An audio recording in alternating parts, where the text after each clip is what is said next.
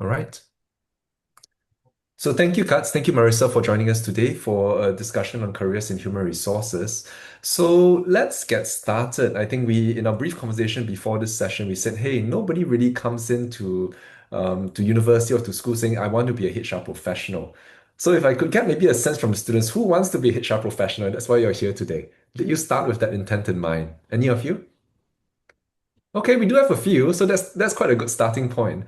So maybe to introduce both of you, Marissa and Katz, there's so many facets to HR. There's recruitment, talent and leadership development, performance management, benefits, HR business partnering. Can you share with us your career journey so far? What brought you to HR and how you've moved across different HR functions? So, Marissa, I'm going to start with you and then move on to Katz. Sure. Hi, everyone. My name's Marisa Midyet. I am currently the CEO of Rose Talent Co., which is an HR consulting firm, and I'm based out of the Boulder, Colorado area. My background in HR has been very broad. So I've worked at some of the largest companies that you might be aware of, Apple, Johnson& Johnson, CenturyLink and Danaher, and touched many different facets of HR. So everything from recruiting to leadership development to HR business partnering and compensation. So I've really approached my career of getting a very broad background across HR disciplines. And happy to, dive in deeper in any of those spaces as it appeals to the audience here. Thank you, Marissa. And Katz? Hi everyone. So for me, what first brought me to HR wasn't a single moment where I said I want to be in HR. It was more of an evolution. So after graduating college, I started in operations and kind of dabbled in some internal recruitment. I was exposed to that, but also exposed to finance, which I realized I didn't want to do. So that was a sort of a realization early on in my career. That early exposure was valuable because it taught me about two things. First, I learned what I wanted to do, and I learned what I didn't want to do. From there, I moved into recruiting initially because it was a natural extension of what I had already exposed to. Recruiting gave me a strong foundation, gave me an intersection of people, business needs, judgment, influence. And you have to really understand different roles and understanding sort of the market. So when I first started recruitment, I started recruitment from a sales perspective. So I worked with Fortune 100 companies and recruited for positions that they needed to fill. So I worked for an agency. So after years in recruiting, I found myself increasingly drawn to the broader organizational questions. I really became interested in what happens after the hire. How do people build teams? How do you think about leadership capability, performance, engagement, retention? So that kind of got me into, okay, I want to do more. And so I started studying a little bit, getting certified. So when I step back, my path has moved from operations to recruiting to HR business partner work. But the thought line has really been about curiosity. I've always been curious, wanting to know different things. I would take apart, toys when I was younger because I wanted to know how it worked. And so that kind of evolved sort of in my professional career. And it's given me that business exposure and really has allowed me to transfer some of the skills that I've learned over the years into what I do today. Thank you, Kat. So that is a good sort of segue to a follow-up question on skills. So we have students from different majors here. Actually, students, if you can type your major in the chat, that would be great to get a sense of who you are and what and sort of your interests. So what is the one key skill you think should be developed to be successful as a HR professional? Either of Um, you. Yeah. sure, I'm happy to go first. First of all, I want to say that the major I think is irrelevant in some ways. Like, I think that you can enter HR from so many different avenues and paths. So I think it's a really great destination. And I'm seeing some of the majors coming in here, communications, English, psychology. I think those are all excellent. Really, it's about identifying talent. Like when I think about the number one skill to build coming out of school, and it's interesting, Katz and I have a similar background of starting in recruiting. And I think that's really a great entry point because it teaches you how to identify talent, not just, the hiring, but also when you need to identify somebody who's high potential, someone who can take on more, who can grow within the organization, learning how to identify those incredible performers and what differentiates them from kind of your standard or low performers is really critical early in your HR career. So for me, I think that's one of the most critical skills to learn, and recruiting is, I think, a great entry point to that because you you learn so much about the business, whichever you are recruiting for. Like you get to learn the business skills, but you also get to talk with so many different candidates and understand what it is that business leaders are looking for as they're filling their positions. So for me, I think that would be a great entry point, and also, the top skill that I think I'd look for if I was like hiring for an HR position. If I could dive a bit deeper into that, Marissa, so it's all about identifying talent, potential. So we have with us some students here who are going to apply for internships and jobs, or maybe are waiting for responses now from companies. So how would you suggest, or what are the things that you would pick out from, say, a conversation with a candidate or a candidate's resume or LinkedIn profile that would I sort of say, hey, this is a high potential. Mhm. Some of the things that I look for would definitely be this curiosity that Katz is talking about, someone who's been able to seek out, especially in their undergrad or graduate career, experiences beyond just their coursework. So taking on leadership opportunities, whether that's, running a club or making sure that you're part of the community in some way, whether that's volunteer work, other things beyond just what you're doing in the classroom, and people who are truly seeking out differentiated experiences. And then I think a lot of it, which you're here with your career services team, so you have great resources at Santa Clara, but learning how to speak to those experiences you've had. How do you show up in that dialogue or conversation in the interview, and being able to share and tell your story? Because I think interacting, and being able to present all those skills are critical too. So those are some of the things that I would look for. I wish my parents could have heard this when I was growing up because I grew up in Asia, right? It was all about grades. I didn't have the chance to. Nobody told my parents these things like that, unfortunately. Katz, would you have anything to add to that about I identifying 100% potential? agree that when you're a college student, when you look at your resume, there isn't a lot of work experience that you can put versus someone who has 10, 20 years of experience. So I think storytelling is an important part of sort of sharing who you are and what attributes, skills that you can bring to the team. Um, Going back to that original question, I think for me, business acumen is probably the most important core skill. The best HR professionals understand just more than the people, the processes. They understand the company and how the company creates value, what leaders are accountable for, what sort of drives the business, and what sort of challenges and hurdles the business is facing. So being able to tie all that together, I think is what makes, no matter what field you're in, whether it be HR, whether you be in accounting, I think that's the skill that you need, that business acumen to tie it all together. And when you say business acumen, how, because when you start, let's say you start in recruitment as a fresh graduate, so how do you develop that business acumen in a really, say, a fresh recruitment executive or recruitment, I don't know what the first role is called anymore, but how do you develop that actually as a young graduate? I think the more you know, it goes back to the curiosity, right? The more you know, the better off you are, and you can connect the dots. When I first started recruiting, this was like early 2000s, where Sarbanes-Oxley was very big.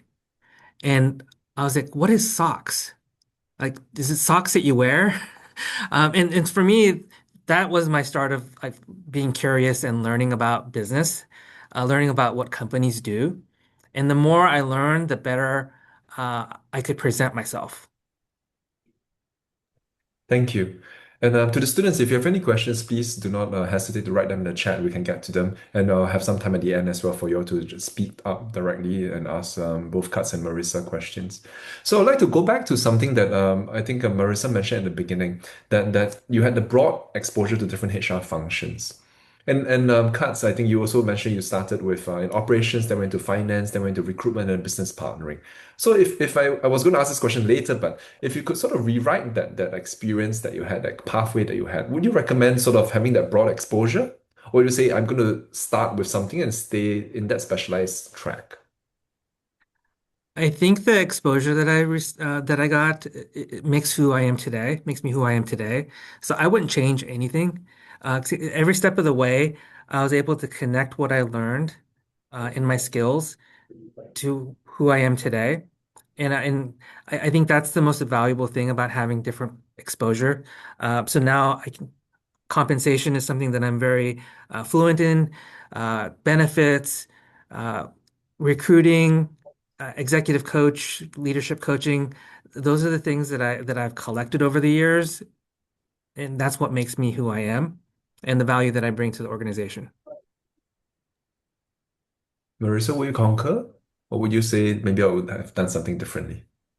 Well, I agree. I think I've learned something from every single opportunity I've had. And I actually approached my career pretty like with a lot of methodology behind it, with going between specialist and like broader business partner roles.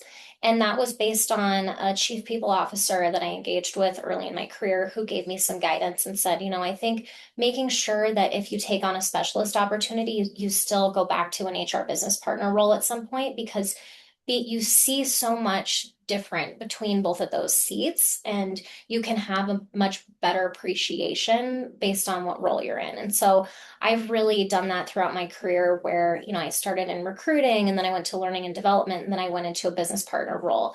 And what I found was how challenging that business partner role was. And so when you're in a specialist role, you really have to think about how do you engage with those folks who are on the front lines, engaging with the business and really thinking of them as your customer. And so for me, I think that's been a really unique opportunity and something I've really found has been differentiated for me throughout my experience. So I'm grateful for all the opportunities I've had. I also would say if anyone has an opportunity to do a rotational program, I highly recommend that. I had an opportunity after I graduated with my MBA to go work at Johnson and Johnson in their HR leadership development program. And I was able to have three different experiences within a 2-year time frame. And I feel like that was really valuable. I got to see a deep dive into compensation. Then I got to move into an HR business partner role and was able to lead an integration. So I think anytime you have an opportunity to be a part of a program, I think that can also be really valuable experience for your career, especially early on. And if I could ask you to maybe give us a deep dive of sort of what is a day of like a recruitment, what does it look like on a day-to-day basis? Maybe if I could ask Marissa to speak in about I mean, one of you to speak about the recruitment function, one of you to speak about the business partnering function. And why I'm asking this is because I think you mentioned customer, Marissa, and I think the word customer in HR sort of context is could be worth diving a bit into. And I think either one of you mentioned about, dealing with different stakeholders, dealing with leaders and to understand the business context. So that if we can set the stage about what does it look like, what's a day in the life of a recruitment sort of role and a business partner role. Sure. Yeah. Go Do you ahead. want me to go first or Katz? Do you want to take that one first? I can take it first. Okay. I think every day is different. I think when you're in HR business partner role, uh, there's a balance between sort of what are some of the things that are more structured, like you have a timeline of deliverables, to sort of putting out fires. I feel you never know what the day is going to bring. Sometimes I'm afraid to open up my inbox. Sometimes I'm afraid to accept meeting invites because I don't know what to expect. It could be something very simple, or it could be something very complex. And that's one of the things that I enjoy. Like every day, I'm learning something new. I could be, I've been doing this for the same company. I've had 8 or 9 different roles, and I can tell you that to this day, after 19 years, I'm still learning something new every day. And I think that's what keeps me going. But I would say there is no typical day as an HR business partner. And even in recruiting, it could be a number of different things from someone not accepting an offer to you have an urgent position that you need to fill and You have to start recruiting and sourcing. I would say any job. I don't think there's a lot of. I think a lot of business partnering and a lot of jobs within HR, you're putting out fires. Yeah. Maybe to share a little bit more about recruiting, because even within that function, there's specialties as well. I was a university recruiter, so I actually, right out of my undergrad, went and recruited other undergrads, which was actually super fun. And, when I was identifying like who is my customer and who am I working with, I was specifically recruiting for supply chain talent and I knew nothing about manufacturing or supply chain. So for me, I had to really learn about what do they do in the factories and like what are the types of roles that I'm hiring for. And the way I found to learn that was to go on the manufacturing floor. It's like include me in your kaizens, include me in any manufacturing so that I can just learn what it is that you do every day. And I actually found it was super fun to learn that. And then I went on campus and I got to go to the career fairs and I was on the other side of the table. Instead of me talking with employers, I was the employer talking with students. And being a new hire, I found that to be really exciting and rewarding, and that I could really connect as well with the students because I had just lived through that myself the year prior. So even within recruiting, there's a lot of different, specialties. And so for me, I found that to be a really rewarding first experience where I got to learn a lot about the business through how we shipped and made product. And I got an opportunity to really engage with business leaders who were hiring top talent.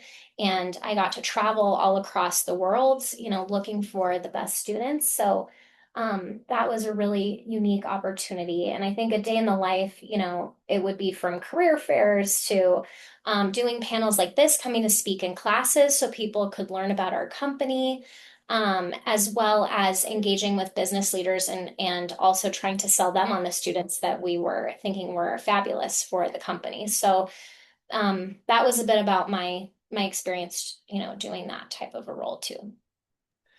Can you share with us one specific sort of instance in the past that you can recall when you had to sort of, you saying, sort of sell talent to the business leaders, right? When you were very certain that this talent was right for the role, and yet but the his or her profile was unconventional and not exactly what the role or the business the hiring manager had asked for. Can you recall such a Yeah. conversation? If so, could you share that situation? Sure. I have one specifically in mind where this individual was an athlete, a college athlete. So they didn't have, an internship experience or anything like that because they were spending so much time in their sport. And I remember telling, the business leader, I was like, this is one of the best interviews I've ever had. Like, this guy knows how to be resilient. He was like a walk-on onto the team. He got hurt his sophomore year and he had to come back. Like, I could just see someone who was so resilient and had a lot of drive. And I think that maybe didn't come through, obviously, in just the resume. It was through the interview that he just really wowed me. And I will tell you that that individual is now a VP of operations today and at the company that I originally hired him at. And so, I think the other thing that you realize as you continue to work with leaders, especially if you're in a recruiting role, they start to gain, like, you start to build trust with them. And as you build that trust, then when you start bringing new ideas or talent to them, they're like, oh yeah, if Marissa's on board, like I know that person's going to be great. So over time, I was able to build that over a couple of years. And the same thing happens in an HR business partner role too. As you start to build that trust with your clients, you're able to try new things and have them get on board, and the relationship really grows as you build that trust. Thank you. Thank you very much for that. You mentioned sort of when the resume didn't reflect this individual's sort of background and experience and sort of fortitude. What I understand today for many big companies, the CV screening is done by AI. So maybe this is a good time to speak about maybe if this individual applied for the role today, he may not even have gotten an interview actually. So maybe a question is to both of you. So how is AI changing the HR function? Because I can pass it to you first. Sure. Actually, my company, so I work for Robert Half, and we're an agency. We work with a lot of different hiring managers. And one of the things that we've come across is that AI is actually making hiring a lot more difficult. AI is changing resumes, right? Sometimes resumes through AI there's a hallucination, where they may over embellish someone's experience. But then also on the opposite side, all the resumes look the same because they try to attach the job description and try to make the resume tailored to that job description. Um, I would say the best way to sort of navigate through the hiring process right now is to network and build relationships. Because oftentimes, if you don't have a really good resume, you may not get through the screening process. And so if you have sort of a way in, uh, a relationship or someone that you've met through a networking mixer, um, those are probably the best ways to get your foot in the door and to be given that opportunity to even tell your story, right? A resume is just the one step in the process. The main step is for you to have that interaction with the hiring manager. Thank you. And Marissa, you mentioned you were at the HR AI conference last week. What were the key takeaways for you? Yeah. So, it was really fascinating, and I think that this is HR can play such a pivotal role right now as we think about the world that's shifting because of AI. And actually, if I think about all of you, you're really the first generation that's graduating into a new workforce where it's not just a human workforce, it's a human and digital workforce. And I think that one is incredibly exciting and also just kind of scary at the same time. Like as HR leaders, we actually have to be now thinking we have AI agents and we have humans. And that is not a world that we've ever had to think about before. So I think it's actually a really critical shift in how we think about talent and how we think about how we work as organizations. And I think that HR can play a really critical role. In the past, a lot was about the knowledge worker, and it was about like building those skills. How do you learn? Well, so much of that knowledge is now on your iPhone. You can look it up, in your chat GPT, like we all almost have a PhD in our pockets. And so now it's also just how do we think about leveraging those tools and how do we do that in the best way? And I think that in organizations, HR is going to play a really critical role in the future of how we work and how we engage with technology. So I think to me, I think it's a really exciting time to be in the function and in this profession. I think we're going to play a very big role in how this unfolds. And if I would take a step back, because often when we speak about AI implementation, the first question is, well, is there even a data strategy or digital strategy before an AI strategy, right? So I guess the question is, with HR can often be perceived as being touchy-feely. So how is data and analytics used in HR, to both for the HR function itself, but also to drive business decisions? Katz, I'll pass it to you first. Okay. In practice, I think HR uses data to understand things like turnover trends, hiring efficiency, internal mobility, span of control. I think data, when I first started in HR, I didn't realize that I would be deep into Excel and data analytics. Um, and so I've had to build that skill set or add to that skill set. Um, to give you an example, if a business leader says that they have a retention problem, the first place that I go to is we use Workday for all of our HR transactions or HR source of data, and so we have it connected to a dashboard. We use Domo for that dashboard, and I can see sort of all the trends from the past 12 months to the last 3 years, turnover, retention rates within the team, average tenure. And so that is how I go have conversations with the business leader on what I'm seeing based on the data. And then I'm able to provide recommendations on how to address some of those issues. Yeah. Oftentimes, leaders, they don't have the data in front of them. So they go, oh, I think I have a little bit of turnover. in my department. Um, I think I've had a lot of turnover because I've lost 3 people in the last month. So coming to the table with the data kind of helps build that credibility, but also helps identify the issue and then provide solutions to those. And if I could ask a follow-up question, maybe Marisa can take that on, perhaps, is when you say you come with data, but how do you know which data to look at? And what I mean by that is when, let's say, retention. Because if retention, are you looking at the entire company? Are you looking at specific roles which are strategic in nature and harder to replace? How do you decide what data to look at? Because correlation is not always causation, right? So I just wonder about how do you actually define a business problem in the first place with data?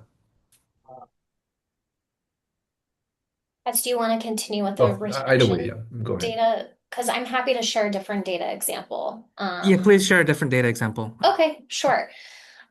So I think one of the roles where I had kind of the richest, you know, data aspect of the role was when I was at Apple and I was leading talent management, specifically performance management. So if you think about the performance review process, checking in with your manager, and I was leading that for the non-retail side of Apple, so roughly 100,000 employees.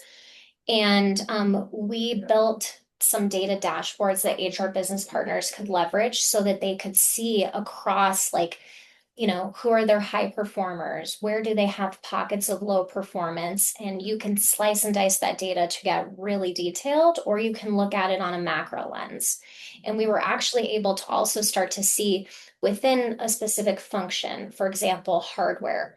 What did we see as the key opportunities for individuals to learn, grow, and develop within that space? Like, what are some of the things that were bubbling up that we wanted to go build leadership programs to teach? Because we saw that there was a trend across that particular function that we wanted to go and tackle. So, for me, that was a really rich opportunity to get deep into data analytics. And similar to Kat's, I never expected that analytics was going to be a big part of my role. To be honest, I was pretty afraid of it until I went back and I got my MBA and I got like a lot more analytical capability and skills. And then I ended up leading like that analytical project that I was, talking about with the dashboards. So I think you start to learn that data really helps you to tell the story. And so when you start looking at that data and you get curious and you start to dive in a little bit more, you start to uncover like, hey, this data is actually telling me a story behind like, here are the areas I need to go develop. Here are where the low performers are. How do I go tackle that? When you have a low performer, are you exiting them from the business? Are they able to get off of a PIP? Like there's a lot of different pieces that data can help you determine, and it's all linked. And I think that's something else that you see too within HR is you can see across the entire employee life cycle, everything from how you hire to how you develop, how you grow, how you train, and ultimately how hopefully they get promoted. So there's a lot of different aspects of data that help us to tell that story across the employee life cycle and to also understand our organizational health and analytics, both at the macro level or within a micro team. On the point of organizational health, how is that measured? So I think that there's a lot of different aspects that you can look at. So, one of the frameworks is attract, develop, and retain. And you can look at, how you're bringing people into the organization. Like, are they saying yes to your offers when you extend them? If you have a good acceptance rate, that probably is telling you that you're paying people well, you have good brand recognition, people are showing up well in their interviews and they want to come work for you. In that retain aspect, you're looking at how long are people staying with the organization? Are they leaving after 1 year? Are you finding that there's certain populations that are leaving, like employees who have less than 5 years of experience or what have you? So you want to make sure that you're retaining people. And then you're also trying to identify what's that velocity of how people move within the organization. So are they bringing them in, they're a high performer and they're, growing within the company, or are people getting stagnant at a certain level? So I think that there's a lot of different ways to identify health, but I for me, that's kind of a framework I've used as attract, develop, and retain. And there are many different data elements across that framework to look at. Thank you. And I wanted to ask both of you because I think HR, I mean, you mentioned HR, there are many functions, but HR can also be organized, I guess, differently.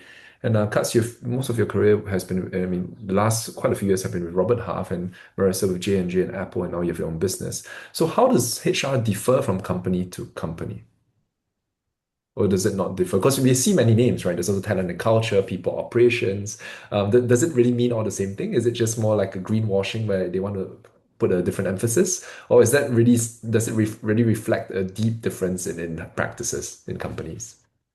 I think it depends on the size of the organization because if you're in a small organization, less than 100 people, maybe you're in HR, but you're not only are you HR business partner, but you're working on compensation, you're working on relocations, benefits, employee relations. You sort of wear many different hats. And then as you sort of look at larger organizations, maybe you're supporting a business unit. Um, you know, and you have other peers and other business units kind of doing the same function. Uh, maybe you're more of a specialist, right? So maybe you're just working on compensation, but as an HR business partner, you have to have the knowledge or understanding of compensation to be able to have conversations with the leader. Thank you. I think I was going back and forth to the chat as well, and I was looking at the majors that the students listed as communications, English, psychology, economics, sociology. And I think I was listening what Marissa was speaking about data. And I'm just wondering for the students who wrote your majors and this does the heavy emphasis on data somewhat sort of scare you? Is it, oh, is this something I need to do? Or not at all? How comfortable are you with data at this point in time and dealing with data? You can unmute yourself, say something, or just write in the chat.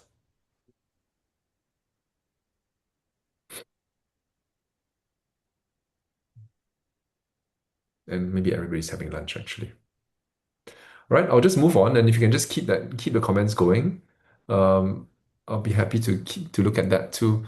So one thing, HR is often sort of meant to be the or thought about as the custodians of culture in a company, and culture is very sort of is very soft and yet at the same time has a big influence on everybody's lives and in a day-to-day sort of workplace environment. So I think Marissa mentioned something about organizational health just now and how that can be measured. But what are some sort of strategies you can create sort of positive workplace cultures? Have you ever been in a situation where you needed to turn that around, where there was something which was not so positive and you needed to drive some change? And what do you do to make that happen? Yeah. I think that's a great question. And I sort of think about culture in two different ways. I think there's the macro culture, which is really the company and the organizational culture. If you think about the mission, the vision, the values of the organization. And when it comes to that aspect, I think it's really important that employees feel like they see what they do day to day and how that relates to the organizational goals. And so having that connection up to like this macro culture and then I think that there's also a more micro culture, which is how you feel on your team. And I think that's really around how you feel about your manager, the people on your specific team. And when it comes to that aspect, I think that's where, again, as HR leaders, we do a lot of coaching with leaders. And, how do you think about creating an environment where employees feel safe? They feel like they can bring forward problems. They feel like they can be honest and transparent and authentic and all of those things. And so those are kind of like two different aspects of culture that I think about. And in my experience, I have had situations where we've had to do, a turnaround. And an example that I can share was I was leading the HR work stream for an integration. And in this case, this was when I was at Johnson and Johnson, and J&J had acquired a local Silicon Valley startup that was in the surgical robotics space. And so you can imagine that there was kind of a cultural clash in some ways, where it's this like cool, small, like Bay Area tech startup, and they were acquired by J&J, which is kind of an over 100-year-old company, very East Coast based. And there was a lot of concern of like, they're going to squash, like our coolness, like they're going to take away all the things that make us cool of who we are. And so, as an HR leader, that was a really unique opportunity to come in and be able to share like what are the benefits of some of the larger J&J for the organization, which are, hey, like now you have access to all these very cool leadership development experiences. You are now part of a bigger organization where you can, do benchmarking with other companies internally and get resources. When you run into a problem, there's somebody within this 160,000 person company that's probably experienced something similar too. And maybe they have some things that you can learn from them. So, what we found was if we were able to share some of those stories and be able to make connections like to other people for them, we were able to share more patient stories so people felt engaged with the broader J&J, not just kind of their local company. I think that we were able to help really bridge that gap. And it certainly was a journey, and I won't say it was perfect. There were bumps in the road too, which is part of any integration or experience that you go through if you've been a part of an acquisition.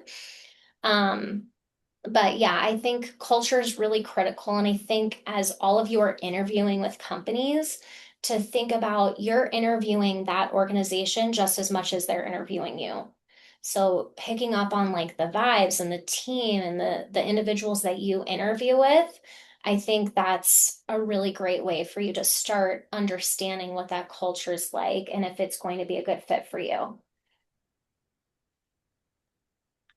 Katz, maybe if I would sort of modify the question a little bit. I think if can you share with us maybe a difficult conversation you had with a leader in the past? And I think one thing which is quite you see a lot on LinkedIn and maybe Instagram even about toxic leadership at the workplace.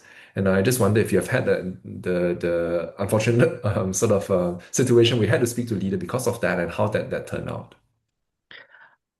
I think that those difficult conversations happen quite often, more than you might think. Um, and I think one of the things that one of the skills that I use is influencing, because you don't want to tell a senior leader no or that they're doing something wrong. Um, so I think influencing is an important skill set that you could use anywhere in any role. But I think for me, it also goes back to the credibility and trust. If you have that credibility and trust, I think you can be a little bit more open to that direct feedback or the constructive feedback to that leader. Um, but at the end of the day, I think we're all humans, and when you give constructive feedback, not everyone takes it well or the same way. And so I think it's taking every skill that you have, from influencing to business acumen to um, coaching to um, transparency. I think for me, it's taking all of those skills and being able to have those conversations. Um, I can tell you that one senior leader that I've worked with in the past used to be an employment attorney, and this was almost 20 years ago. And I would go provide some feedback that would always be returned with, well, I used to be an attorney in that space, and I'm going to tell you how I will do it. And for me, it was always we could always agree to disagree. And I would always say my job is to make sure that we mitigate risk. And at the end of the day, if you want to take that risk, it's on you. But my job is to tell you or to share with you um, what those risks are. I wouldn't be doing my job if I didn't do that. So I think it's just it's difficult. Earlier in my career, I don't think I would have had the guts to do that. But I think as you build experience and build that credibility and trust, it makes it a little bit easier.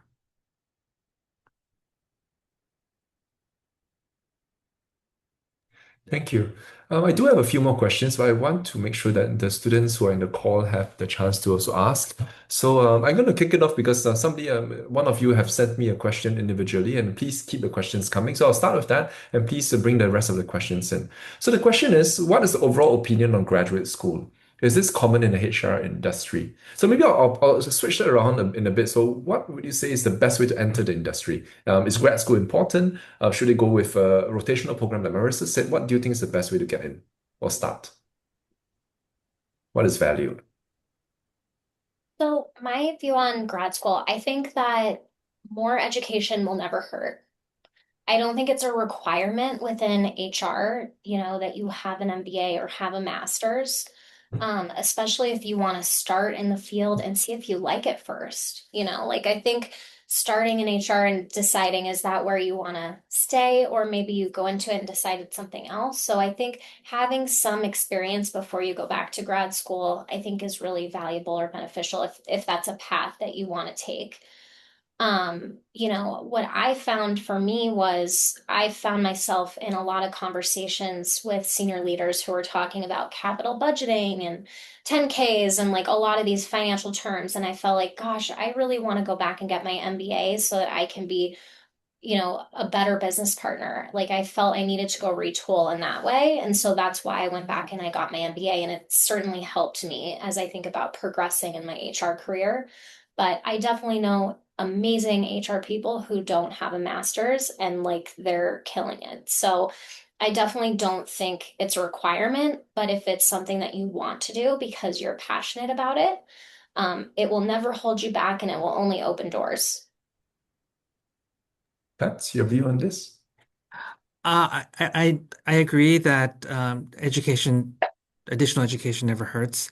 I think when I look back at my earlier career, when I was recruiting for finance and accounting, I think I mentioned I didn't know what SOX was, I didn't know what US GAAP was, IFRS, and for me, learning all of that helped build that business acumen. And if you don't have the work experience to supplement that business acumen, I think an MBA is definitely valuable to be able to understand sort of finance and accounting and how businesses run. I think that is an important skill set. So whether you go through an MBA to gain that experience or whether you get the hands-on experience, I think wherever you can get business acumen is going to help you whatever you do. Thank you. To the students, if you have any questions, please feel free. You can unmute yourself and speak as well or write it in the chat. I'll continue with the questions for now. HR is often viewed as a support function. Oh, Kelsey, excuse me. Please go ahead. Hi. Yeah, I was just wondering, in your perspective, because I've been considering a few different career paths. I was wondering, what are some qualities that you think should be essential in somebody who wants to pursue a career in HR? And what are some qualities that maybe if somebody does not have strengths in certain areas, that HR might not be for them? Some of the qualities I think that are essential are being a good listener. So I think that you need to be someone who can take in a lot of information and be able to make decisions with not having perfect info. So some of that is relying on, the data that you have, the qualitative information that you get, and then being able to make an informed decision based on your experience. And some of that will come over time. Um, I think one of the things Katz was talking about a little bit earlier is you have to get comfortable with having uncomfortable conversations. And I think when I first entered the field of HR, I was like, oh, I want to go into HR because I love people and I'm like a people person. And I think that was like it was like a younger, more naive view. Um, and what I didn't realize was how much you have to learn. It's not about being liked, it's about being trusted. And what and I think that over time I've been able to develop that skill more, but I don't think it was something that naturally came to me. And through experience of working with some really great leaders, I've been able to hone that skill. And I'll give you an example. I worked with a wonderful business leader who was kind of at the end of his career. He was towards retirement and amazing leader. People loved working for him. He was phenomenal in so many ways. but he really struggled at dealing with poor performers. Because he was honestly like he was a really nice person who really cared deeply about so many people on his team. And he would let some of that get in the way of being able to handle situations where he had low performers. And so there were a lot of conversations where I had to say to him, like, look, I know that you care about this person a lot. You've worked with this person a long time, but these are the things that we're seeing and how it's affecting your team. And I think you need to take an action here. And by being able to build that rapport and trust with him, he was able to see that, trust me, be able to say, yep, I need to do this. It's uncomfortable. And we like role played how we could have the conversation. So you really build these relationships and you have to be comfortable with saying things that maybe you're nervous at first, like, how's this going to be perceived? But you know it's the right thing. You have to be able to like work through that. So I would say those are things you can learn. Even if that's not something that comes to you naturally today, I think that that's something that you can continue to work on. And to be honest, whether you're in HR or you're a leader, like if you want to be a leader of a function someday or manage a team, those are skills you're going to have to learn too of how to handle difficult situations that come through with managing people, whether that's in HR or in other leadership capabilities or capacities. Katz, anything to add to that? I think just like if an accountant says, I don't like working with numbers, in HR, you're kind of working with people. So empathy, relationships, I think those are really important in being in HR. And I would say that that has carried, that has stayed with me for my career. And I think the relationships that I have given me sort of insights, given me sort of the edge that I need on certain situations. So I would say for HR, it's all about relationships, being empathetic. It's about people, and everyone's your customer. Thank you. Derek, over to you. Thank you so much. My name is Derek. I'm the MBA program here at the Leaf School of Business. I'm really passionate about building inclusive environments where all work individuals of all backgrounds can succeed. Can you share like what kind of specific HR roles are dedicated to DEI efforts?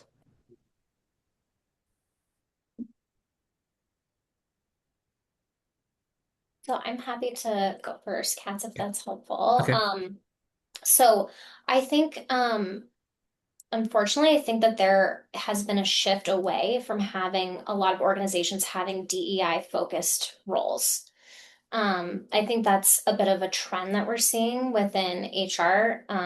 Not to say that they don't exist, because I know that at companies they do. But what I think honestly even works more effectively is I think it's a part of every HR person's role. Whether you're recruiting, you're an HR business partner, you're in compensation, I feel like that is something that anyone in HR is a steward of ensuring that we have DEI front and center as we're thinking about the programs that we're rolling out, that when we're doing large compensation programs, we're making sure that we're not creating any kind of bias in the system. So I feel like it's ingrained in a lot of different aspects of every single job within HR. And in the past, I think that we saw a lot of DEI focused roles.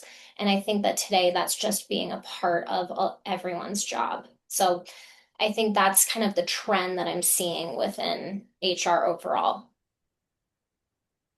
Yeah, inclusion is not going away. I do agree that it's probably not as um, explicit with certain roles, but it's ingrained in everyone's role, not just in HR, but if you're a hiring manager, a leader, you want to create an inclusive work environment, and it goes back to the culture. Thank you. Thank you for that. A question that has came in is about advice in terms of looking for internships in HR. So of course there are the company platforms, but perhaps what sort of internship in HR should I seek if I'm interested in a career in HR? What sort of experience? Because I think, let's say summer, 2.5, 3 months, what should I try to do or try to achieve in that 2.5, 3 months in the HR function for a good internship or for good exposure? Yeah. I think finding some type of an internship where you're driving some type of like project that's going to have an outcome or a value at the end.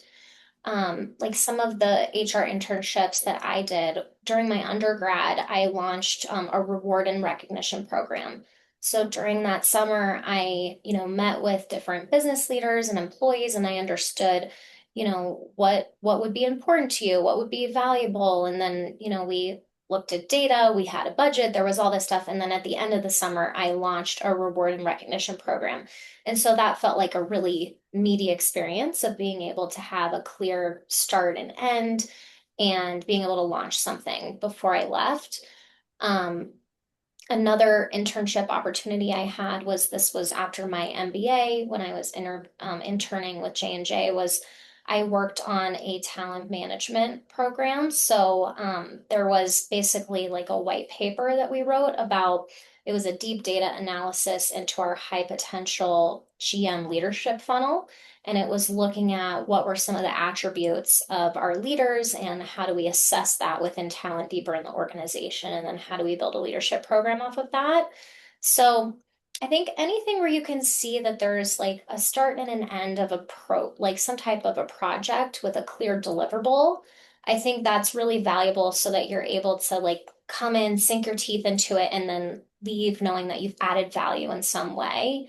So those would be some of the things that I would look for. I think that there's so many different facets of HR that you could have great internship experiences, whether that's in talent management or comp or leadership development. Like I think there's so many different avenues. So I definitely agree with what Katz had mentioned earlier about leveraging your network and using that as a great opportunity as a way to engage with, people to understand what types of opportunities are out there.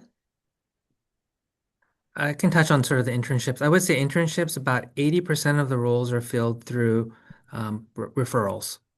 Um, that's just my experience with my company. And I would say projects, super important, but also if there's opportunities to experience different parts of HR. So if there's a rotation, I know it's a little bit more difficult in an internship because it's a shorter period of time, but we've had success with a rotation within HR. I would say it was three different departments. Talent acquisition was one, talent management was the second, and then uh, recognition, our recognition team. Um, so all that was a really good rotation that we actually hired a few HR professionals from that. And I'm just going to ask one last question. What is one piece of advice you would give your younger self to develop in your HR career? If you could tell yourself, I don't know, 15, 20 years ago, whenever it was when you started your career, what would it be? I think for me it would be like don't be afraid of like the really scary hard projects and work. I over time really started to gravitate towards those experiences because I felt like I was getting a more differentiated experience and I was learning more. But when you're in it, sometimes it can be really hard. And so I think just being open to those opportunities that you think, I'm not sure if I'm like ready for it. Like I would just say, go for it, and don't be afraid to take a big leap. And, I've moved a lot for experiences and opportunities, and I'm really glad I did that early in my career. And so I think just not being afraid of new places, new experiences, new organizations, whether that's, really technical or what have you. So, yeah, I think that's probably what I would tell myself. Thank you. Katz? I agree with Marissa and everything she mentioned. For me, I think it's as much exposure as you can.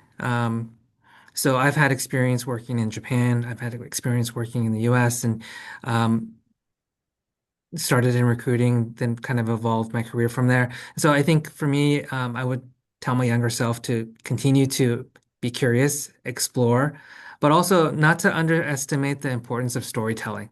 I actually um, didn't have that skill earlier on. didn't necessarily advocate for myself as much as I could have. And so a career is not just what you've done, it's really how you explain your decisions, your learnings, and the value that you bring. So being able to connect those dots is a real advantage, and storytelling is a large part of that. No, that's great. Thank you very much for that. So I'm going to give we have 3 minutes to the hour, but I think the students probably have another class to get to. So I'm just going to end the conversation right here. But thank you so much, Marisa and Katz, for the time, and for the students, thank you for your questions. And if you have any questions after this, if you I think you can connect with both Katz and Marisa on LinkedIn. So please reach out to them. And I think I did put their LinkedIn profiles in this event. So please feel free to reach out to them. Thank you all. Thank you. Thank you for Thank the great you. questions, Joshua. You did a phenomenal job. No, thank you. Yes. Marisa Thank and you. Katz, do you mind staying on for a couple more minutes? Sure. Sure. Take care, everyone. Thank you.